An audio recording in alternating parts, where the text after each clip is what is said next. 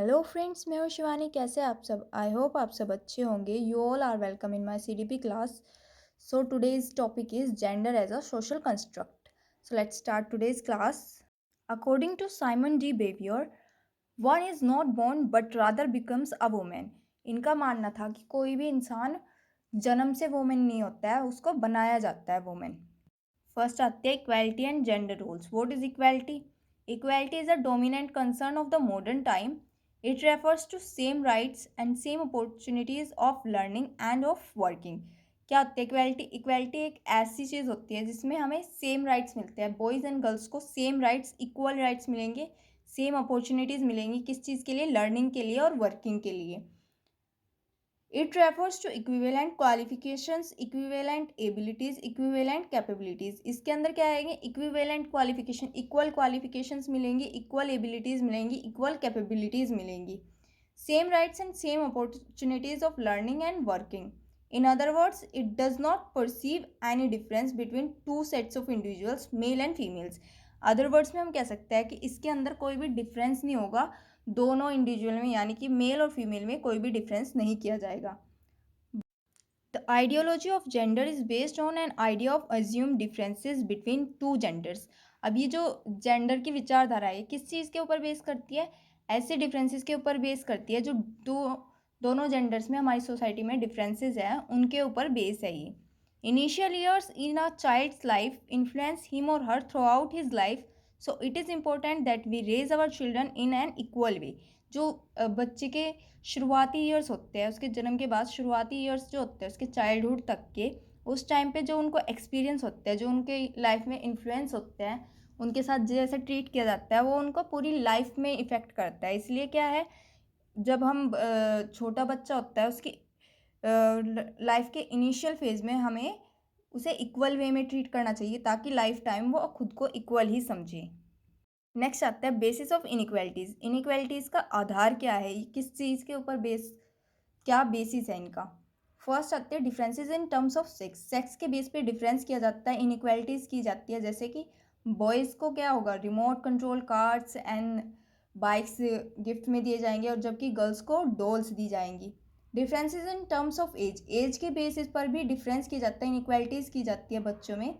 Difference in terms of caste. Caste के basis पर भी बहुत जगह पे डिफरेंस होता है. Differences in terms of socio economic status. किसी का सोशियो इकोनॉमिक स्टेटस कैसा है, इस बेसिस पर भी डिफरेंस या इनक्वालिटीज़ की जाती है बच्चों में स्कूल स्कूल वगैरह के अंदर. Difference in terms of personality. और किसकी पर्सनैलिटी कैसे है, इन बेसिस पर भी इनक्वालिटीज़ की जाती है. नेक्स्ट आता है जेंडर रोल्स, बिकमिंग मैन और वुमेन. अब जेंडर रोल्स क्या होता है? जेंडर रोल्स होते हैं जो पहले से डिसाइड होता है कि मैंस ये करेंगे और फीमेल्स ये करेंगी. मैंस का काम ये है और फीमेल्स का काम ये है. ये सब चीज़ें क्या होती है? जेंडर रोल्स होते हैं. Masculinity has been always appreciated over feminine qualities. जो मेल्स होते हैं वो हमेशा से उनको अप्रिशिएट किया जाता है, फीमेल से आगे रखा जाता है. A person's body language, the way a person walks, talks, works, or even thinks is predetermined by socially made gendered roles. अब जो कोई भी पर्सन कैसे चलेगा, कैसे बोलेगा, कैसे वो काम करेगा, या कुछ भी उसकी लैंग्वेज कैसी होगी, या कहीं पे भी वो कैसे जाएगा, कैसे वो सोचेगा, ये तक का पहले से डिसाइडेड होता है. सोसाइटी जो होती है हमारी, ये पहले से डिसाइड करके रखती है कि मैंस ऐसे रहेंगे और फीमेल्स ऐसे रहेंगी. Gender roles have changed over time, but we still need to realize this thing and need to brought up our upcoming generations with an equal mindset. अब ये जो जेंडर रोल्स हैं टाइम टू टाइम चेंज हो रहा है, but फिर भी हमें क्या करना, हमें रियलाइज़ करना होगा. ये चीज़ हमें खुद को रियलाइज़ करानी होगी कि हमारी जो अपकमिंग जनरेशन्स हैं उनको हम इक्वल माइंडसेट के साथ बड़ा करें, ताकि जो फ्यूचर जनरेशन्स है वो ये आज जो प्रॉब्लम्स हम लोग फेस कर रहे हैं ये आगे जाके फ्यूचर जनरेशन्स ना फेस करें. नेक्स्ट आता है जेंडर स्टीरियोटाइप्स, जेंडर डिस्क्रिमिनेशंस और जेंडर बायस. ये तीनों ही एक चीज़ है. जेंडर डिस्क्रिमिनेशन क्या है? जब हम दो जेंडर्स के अंदर डिफरेंसेस करते हैं, इनइक्वालिटीज़ करते हैं, इसी को कहते हैं gender discrimination. Stereotype refers to our preconceived notions about some person और ग्रुप्स. स्टीरियोटाइप क्या होता है? ऐसे प्री कंसीव्ड नोशंस होते हैं, ऐसी पहले से ही बनी हुई विचारधारा ही होती है जिससे किसी भी पर्सन को क्या कर उसका ग्रुप डिसाइड कर लिया जाता है। Stereotypes are the norms that have to be followed by the members of society and if one does not play the expected role he और she has to face criticism. Stereotypes क्या होते हैं? ऐसे norms होते हैं, ऐसे rules होते हैं जो सोसाइटी द्वारा पहले से बनाए होते हैं, जो सोसाइटी के मेंबर्स होते हैं पहले से बना के रखते हैं किस चीज़ के लिए, कि ये किसका क्या रोल होगा, और अगर वो रोल हम प्ले नहीं करते हैं, वो रोल हम फॉलो नहीं करते हैं, तो या ये वेदर ही इज बॉय और a girl he will face criticism, उसको आलोचनाओं का सामना करना पड़ता है। It is done both at the conscious and unconscious level, ये कॉन्शियस और अनकॉन्शियस लेवल दोनों पे होता है। Gender stereotype is evident in many aspects of life including personal traits, behaviours, occupations, hobbies, appearance, family functions, communication, sports activities and preferences.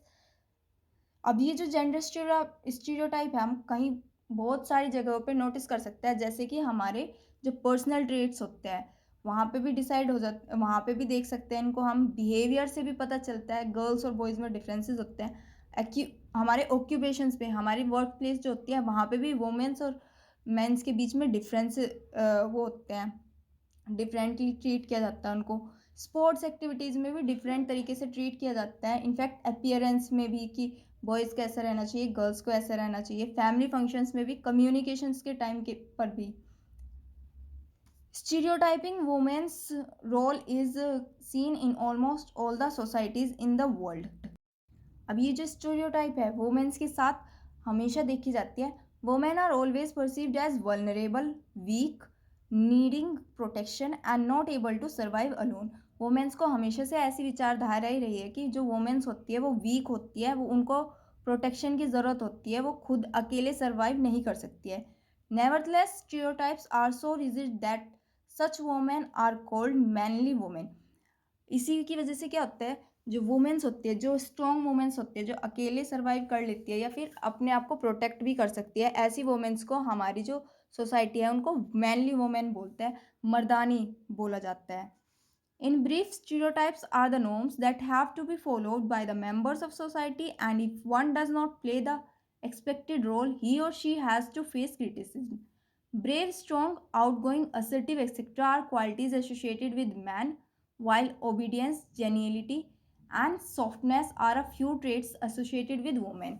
अब society के according जो mains होते हैं, मेंस की कुछ क्वालिटीज़ बताई जाती है, जैसे ब्रेव, स्ट्रॉन्ग, बहादुर होंगे मेंस, स्ट्रॉन्ग होंगे, आउटगोइंग होंगे, बाहर जाने वाले होंगे, असर्टिव होंगे, ऐसी ऐसी क्वालिटीज़ सिर्फ मैन में होगी, ऐसा हमारी सोसाइटी डिसाइड करती है। जबकि वुमेन से क्या एक्सपेक्ट किया जाता है कि वो ओबीडियंट हो, जीनियलिटी हो, उनके अंदर सॉफ्टनेस हो। जेंडर स्टीरियोटाइप्स कहाँ पे देख सकते हैं हम? जेंडर स्टीरियोटाइप्स फैमिली के अंदर हमको देखने को मिलता है, मैरिज के अंदर भी मिलता है, जब मैरिज होती है, वेडिंग होती है, उस टाइम पे भी देखने को मिल सकता है। करिकुलम और एजुकेशन में भी जेंडर स्टीरियोटाइप्स फॉलो होता है। मीडिया में भी जेंडर स्टीरियोटाइप का फॉलो किया जाता है। एजुकेशनल इम्प्लीकेशन कैसे होगा इसका? It is seen that some teachers in the school while teaching give examples and use teaching strategies which are biased against girl students. ऐसा देखा जाता है जो कुछ टीचर्स क्या करते हैं स्कूल के अंदर, जब वो पढ़ाते हैं ऐसे एग्जाम्पल्स देते हैं जो गर्ल्स स्टूडेंट के अगेंस्ट होते हैं, या ऐसे स्ट्रेटजीज यूज़ करते हैं जो गर्ल्स स्टूडेंट के अगेंस्ट होती है, या फिर कभी कभी ऐसा होता है कि बॉयज़ स्टूडेंट के अगेंस्ट वो स्ट्रेटजीज यूज़ कर लेते हैं। Such teachers' opinion that girls should have a different type of education which may be helpful for them to develop as a good housewife or and a mother. ऐसे teachers का मानना क्या होता है, इनकी ओपिनियन ऐसी होती है कि जो गर्ल्स होती है उनके लिए डिफरेंट एजुकेशन होनी चाहिए ताकि वो एक अच्छी हाउसवाइफ बन सके आगे जाके और एक अच्छी मदर साबित हो सके। We as teachers should make an attempt to recognise the individual differences between girls and boys and make use of these during the teaching learning process. हमें एज अ टीचर क्या करना चाहिए, ऐसी स्ट्रेटजीज बनानी चाहिए या फिर इंडिविजुअल डिफरेंसेस को ध्यान में रख के ऐसी स्ट्रेटजीज बनानी चाहिए ताकि गर्ल्स और बॉयज़ दोनों में से किसी को ऐसा ना लगे कि उनके साथ पार्शलिटी हो रही है या उनके अगेंस्ट कुछ जा रहा है, उनके आलोचनाएं हो रही है, जिससे बच्चा आराम से पढ़ सके, उसका माइंडसेट बिल्कुल भी ऐसा ना हो कि वो दोनों इक्वल नहीं है, अनइक्वल है। So that's it for today. Now we'll meet in our next class. Till then, bye bye and take care, and please like, share and subscribe my channel.